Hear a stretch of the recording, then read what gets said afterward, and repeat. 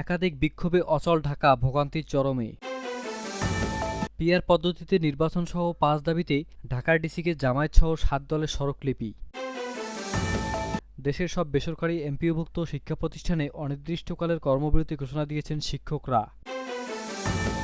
সার্জিসকে ঘুমের ওষুধ খাওয়ার পরামর্শ দিলেন প্রিন্স মাহমুদ। প্রত্যেক উপদেষ্টা আখের গোছানোর কাজ করে রেখেছেন, মন্তব্য সামান্তার। তুই ফ্যাসিস্ট বলে সাংবাদিককে মারধর, গায়েব করে ফেলার হুমকি উপপুলিশ কমিশনারের। এতক্ষণ শুনছিলেন সংবাদ শিরোনাম। পুরো খবর পেতে ভিডিওটি শেষ পর্যন্ত দেখুন। সর্বশেষ খবর পেতে চ্যানেলটি সাবস্ক্রাইব করুন। এবার বিস্তারিত।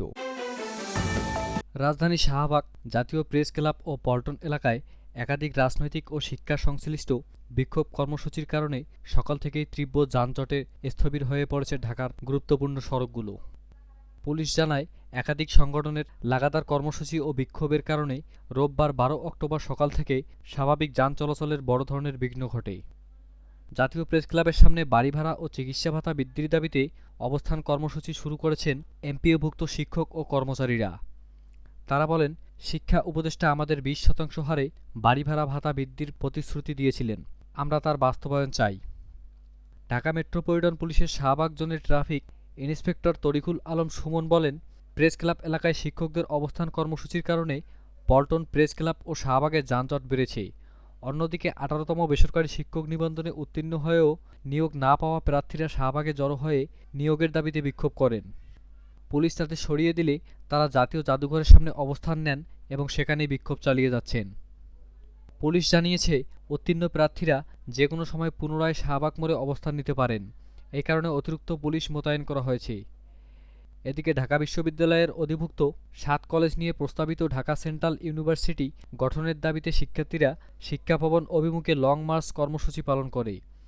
অন্যদিকে ঢাকা কলেজের শিক্ষার্থীরা এই প্রস্তাবের বিরোধিতা করে সায়েন্স ল্যাব এলাকায় বিক্ষোভ করেন। একাধিক কর্মসূচি ও বিক্ষোভের ফলে তোপখানা রোড, হাইকোর্ট, শাহবাগ ও পল্টন এলাকায় যানবাহন চলাচল প্রায় স্থবির হয়ে পড়েছে। ঢাকা মহানগর ট্রাফিক বিভাগের যাত্রী ও চালকদের এই সব এলাকা এড়িয়ে চলার পরামর্শ দিয়েছে। জুলাই সনদের ভিত্তিতে পিআর পদ্ধতিতে জাতীয় নির্বাচন সহ ৫ দফার দাবিতে ঢাকা জেলা প্রশাসকের কাছে স্মারকলিপি প্রদান করেছেন বাংলাদেশ জামায়াতে ইসলামী সহ ৭টি দল।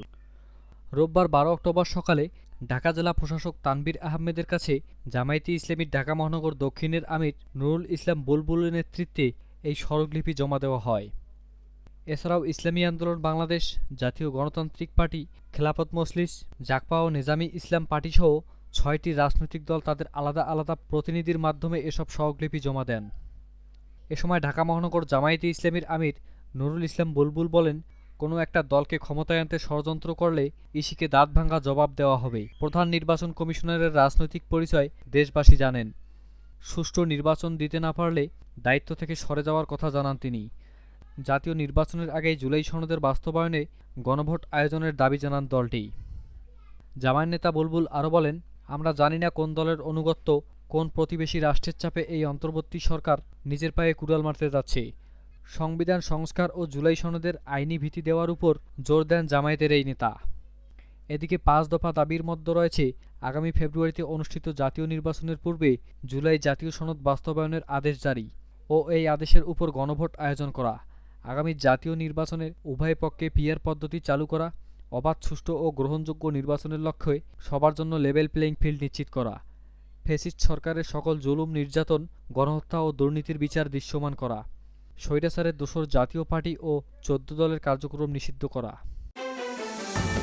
দেশের সব বেসরকারি এমপিভুক্ত শিক্ষা প্রতিষ্ঠান অনির্দিষ্টকালের কর্মবিরতি ঘোষণা দিয়েছে শিক্ষার্থীরা। বাড়ি ভাড়া বাড়ানোর দাবিতে আন্দোলনরত এমপিভুক্ত শিক্ষকরা কর্মবিরতি কর্মসূচি এগিয়ে এনেছেন। এবার ৩ দাবিতে আগামীকাল সোমবার ১৩ অক্টোবর থেকে সারা দেশে সব বেসরকারি এমপিভুক্ত শিক্ষা প্রতিষ্ঠানের অনির্দিষ্টকালের কর্মবিরতি ঘোষণা দিয়েছেন শিক্ষকরা। মূল বেতনের ২০% বাড়ি ভাড়া ভাতা দাবিতে ও প্রেস ক্লাবের সামনে শিক্ষকদের উপর হামলার প্রতিবাদে এই কর্মবিরতির ডাক দিয়েছেন এমপিওভুক্ত শিক্ষা জাতীয়করণ প্রত্যাশী জোট। রোববার ১২ অক্টোবর বিকেল ৪:৩০টার দিকে কেন্দ্রীয় শহীদ মিনারে অবস্থান কর্মসূচি থেকে জোটের সদস্য সচিব অধ্যক্ষ দেলোয়ার হোসেন আজিজি এ ঘোষণা দেন। এর আগে দুপুরে জাতীয় প্রেস ক্লাবের সামনে অবস্থান কর্মসূচি থেকে সোমবারের মধ্যে 20% বাড়ি ভাড়া প্রজ্ঞাপন জারির আলটিমেটাম দিয়েছেন শিক্ষকরা। পরদিন মঙ্গলবার 14 অক্টোবর থেকে সারা দেশের সব বেসরকারি শিক্ষা প্রতিষ্ঠানের ক্লাব বর্জন করার কথা জানিয়েছেন তারা। তবে শিক্ষকদের উপর সাউন্ড গ্রেনেড, জলকামান নিক্ষেপ ও লাঠিচার্জ এবং কয়েকজন শিক্ষককে আটকের প্রতিবাদে কর্মবিরতির কর্মসূচি একদিন এগিয়ে এনেছেন তারা। জাতীয় নাগরিক পার্টি এনসিপির উত্তরাঞ্চলের মুখ্য সংগঠক সার্জিস আলমকে ঘুমের ওষুধ খেয়ে ঘুমানোর পরামর্শ দিলেন দেশের জনপ্রিয় সুরকার প্রিন্স মাহমুদ। রোববার 12 অক্টোবর দুপুরে ফেসবুকে নিজের আইডিতে এক পোস্টে তিনি এই পরামর্শ দেন। তবে কী কারণে সার্জিস আলমকে এই পরামর্শ দিয়েছেন সংগীত জগতের আলোচিত তারকা তা উল্লেখ করেননি তিনি। প্রিন্স মাহমুদ পোস্টে বলেন, স্নেহের সার্জিস, তোমার সম্ভবত ঘুম কম হচ্ছে। পারস্পরিক সম্পর্কের অবনতি, মানসিক চাপ, উদ্বেগ, অনিন্দ্র অস্থিরতার কারণে সৃষ্ট বিষণ্ণতায় আর আবেগজনিত জটিলতায় ভুগছ বলে ধারণা করছি।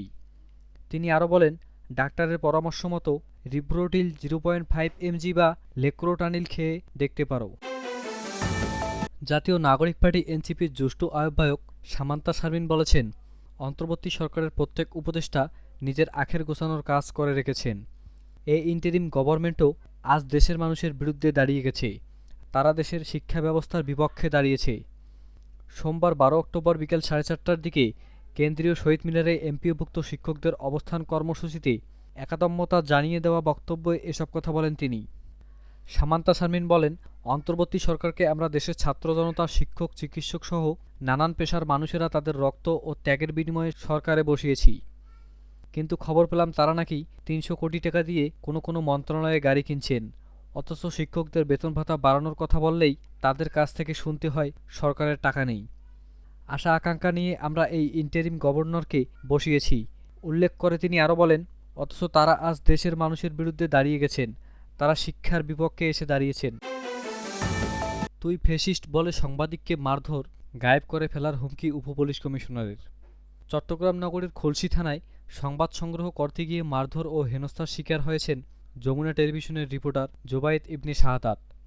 স্বয়ং চট্টগ্রাম মেট্রোপলিটন পুলিশ সিএমপির উত্তর জোনের উপপুলিশ কমিশনার আমিনুল ইসলাম জোবায়দারকে তুই ফ্যাসিস্ট বলে ফ্লোরে ফেলে মারধর ও কিলঘুষি মারার এক পর্যায়ে তাকে গায়েব করে ফেলার হুমকি দেন। রোববার দুপুর 1টার দিকে খুলশী থানার কম্পাউন্ডে এ ঘটনা ঘটে। সাংবাদিকের উপর একজন পুলিশ কর্মকর্তার এমন হামলা ও আচরণে চট্টগ্রামের সাংবাদিক সমাজে ক্ষোভের সঞ্চার হয়েছে। চট্টগ্রাম সাংবাদিক ইউনিয়নের সাধারণ সম্পাদক সবুর শুভ যুগান্তরকে বলেন, এর আগে জঙ্গল সলিমপুরে সংবাদ সংগ্রহে গিয়ে নৃশংসতার হামলার শিকার হন এখন টেলিভিশনের চট্টগ্রামের ব্যুরো প্রধান হোসাইন আহমদ জিয়াদ ও ক্যামেরা পার্সন পারভেজ রহমান। ওই ঘটনায় জড়িত হামলাকারীদের কাউকেই পুলিশ গ্রেপ্তার করতে পারেননি। এখন স্বয়ং পুলিশের হাতেই হামলার শিকার হলেন যমুনা টেলিভিশনের সাংবাদিক জোবায়েদ। তিনি এই ঘটনার সুষ্ঠু তদন্ত ও হামলাকারী পুলিশ কর্মকর্তাদের বিরুদ্ধে শাস্তিমূলক ব্যবস্থা নেওয়ার জন্য পুলিশ কমিশনারের প্রতি আহ্বান জানান।